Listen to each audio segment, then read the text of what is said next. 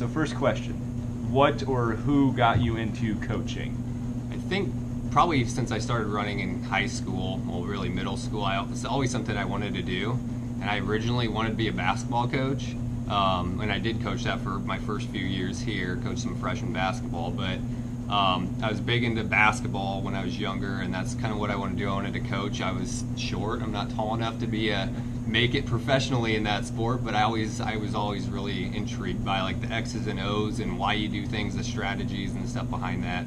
And so I got into running a lot more in high school, and went into college and did that, and I still was just really curious on the science behind it and why we did certain workouts or why we did what we did, and just studied that, and just always something I wanted to do. And then Coach Kurz, I ran for him in high school, and then I coached with him for 8 years, and so he was a big influence on me, and a little bit different coaching styles, but he got me really interested in it and got my foot in the door.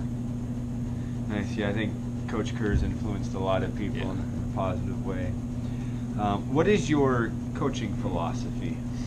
I think overall, just hard work. I mean, that's kind of the basis of everything, I think, in everything that I do personally, and then what I try to get the team to do. It takes hard work, and especially in the state of Nebraska, a lot of us know it's not the top state in the country, but we're starting to kind of project that way. But you can just work hard. If you have that drive to work really hard, you're going to be successful, or you're going to improve yourself, and you can make yourself into kind of the type of runner that you want to be. So I think hard work, that's really kind of my main focus each year. Nice. How are you able to continue the success each year and create that culture of excellence? Specifically, like with Millard West over the years, it's always been great. I think that kind of goes back to Coach Kurz. He started the program, and I got to run in it and then coach with him in it, and just kind of seeing what he did each year. He always had huge numbers, and that's always an advantage that we're going to have, or it has been an advantage. We're one of the biggest schools in the state, so we have those numbers, and the depth in those numbers definitely helps.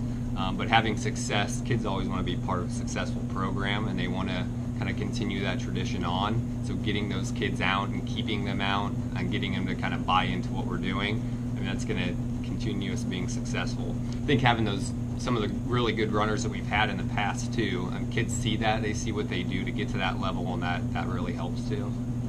Excellent. Season starts in a week on August 15th. Being the favorite to repeat, what approach mentally do you have to work on as a team? I think just don't be complacent. I mean, it took a lot of work to get where we were last year, and I think sometimes, especially younger kids, they kind of, well, we did it once, we can do that again, but it's not that easy. There's some other really good teams out there that are working really hard, so just continue doing what we do. And I think you really don't focus on anybody else. You always talk or think about it, and you look at them, look at those other teams, look at those things, but I mean, you can only control yourself, so we just got to do what we do, and we're going to be just fine. What advice would you give to aspiring coaches? I'd say just learn. I take a lot of time still, a ton of my free time. I'm just on the internet, I'm searching, I find coaches clinics online. I go to coaches clinics too, but finding those like clinic notes and videos and all that, I mean, just learning from other people. Excuse me. Most of coaching, or a lot of coaching, is just kind of stealing ideas from other people. And so there's a few that I really look at a lot, but I can always find one or two ideas from other people.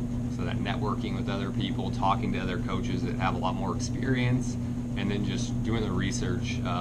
I'm kind of a science nerd when it comes to running, so I really like to read up on studies and read kind of all the scientific reasons on why people train the way they do. And so that's kind of one thing that I always look at, and I think that's a good basis to go off of.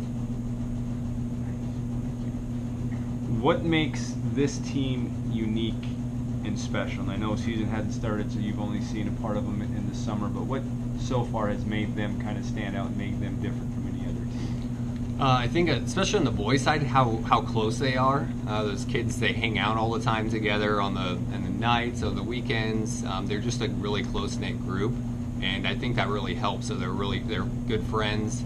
They're going to work for each other. They're not going to. I mean, I heard a couple comments this summer. One kid well, I didn't really want to run this far today, but I know we are trying to. We have some big goals to go, and so he did it. And I think that's part of it, is just kind of working with each other and not wanting to disappoint your own teammates, especially when they're good friends of yours. So just that close knit, I think is. I don't know if that's unique, because I think that's kind of true in a lot of cross-country programs, but this is probably the closest team that I've been around here. This is my 10th year here. Nice. It's always good when that happens. Yeah, definitely. What other items do you do beyond running to prepare your student athletes to be at their best? So this summer, listened to Coach Hasselhorst over at Pillion South, his mental training clinic, and I got a lot of ideas from him, so that's something we'll try to incorporate a little bit more this year. I don't think I've done a great job with that in the past, but we're going to start incorporating some of that. But again, kind of doing our research on courses, where the hills are, turns are, kind of strategies. I mean, I know that's running still, but I still think that's something that some teams might not do. Just kind of really knowing the course. I always give them a course map with the markings, kind of talk a little bit about where we want to move or where we want to be at the mile or at the 2 mile, and just kind of that strategy behind or that goes into each race. Nice. Second to last question, so I'm actually going to add an extra one for you. But talk about your team from kind of top to bottom. Just a little bit more elaborate on them. So our team. I mean, everybody knows Seth Hirsch. And we kind of like to give him crap because we go to meets and go to like state track or state cross country, and there's kids taking pictures of him from all over the state. So everybody knows him, and he's our front runner out there, and he's kind of going to do what he does. He's got one speed, and it's kind of as hard as he can go, as long as he can go, and so he's a really good guy to have on the team because he works really, really hard, and I can't imagine there's another person in the state that does what he does on a daily basis to make himself what he is right now. So having him out front, that really helps. We returned 2 guys that were 7th and 8th last year at the state cross country meets. Andrew Dubas will be a senior, and John Quigley will be a junior. And they're kind of front runners too. A little bit different style than Seth, but they're pretty tough and they're very competitive, and that's kind of what you want on your team, especially up front. Just that competitiveness. They don't like to lose, so they're going to do whatever they can to kind of finish up front. After that, we've got a pretty big, I wouldn't say a gap, but we've got a lot of guys that can fill in from our 4th, 5th, 6th, 7th, and beyond. And Nick Vertico is one of them. He's going to be a junior. He made the state meet in track and ran a lot faster than I thought he would in the track season, so I'm really excited for him, see what he can do. And he actually went down at the state meet last year. He would have been our number 5 guy, and he went down with about 200 meters to go and just kind of shuffled across the line. Probably took him a minute to go the last 100 meters, so I'm excited for him to get him back and see what he can do this year.